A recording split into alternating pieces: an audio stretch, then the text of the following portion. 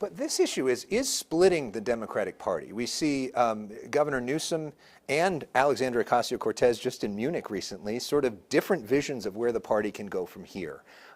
What would you say are the most important lessons that the party can learn from you and your runs when it comes to attracting working people? Because that has been an issue that they need to do going forward. Well, I mean, I think the most recent, we have some really, I think, very positive recent examples of that.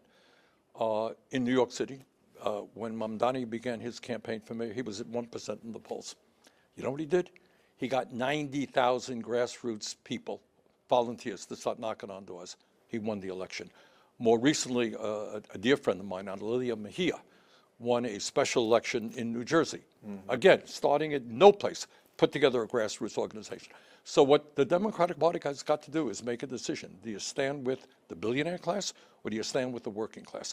Working people are hurting. 60% of our people live in paycheck to paycheck. We're the only major country on earth not to provide health care to all people as a human right, et cetera, et cetera. So that's what this is about here in California. Do the oligarchs and the billionaires gain more and more power, or do working class people get a break? I mean, do you see that as a potential split as the It is party a thinks split. about that? That is what the division is. Yeah. That's exactly what the division is. So it's not a potential, it is what exists.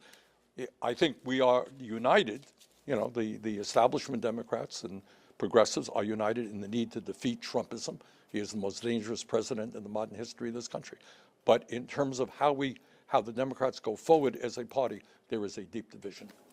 President Obama recently spoke to my friend Brian Tyler Cohen, and he said at some point you age out of the system, talking about politicians. Do you agree with that? No. I mean, I think it's not a question of aging out. The question is, what do you believe in?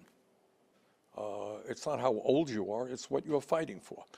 And to my mind, at a time when so few have so much wealth and power and so many people are hurting, now is the time to stand with the working class. And I'm very proud that all over this country, not just in New York City, not just in New Jersey, all over this country, we're seeing great candidates standing up and saying, you know what, I stand with the working class. I'm from the working class, and I'm sick and tired of the greed of the oligarchs.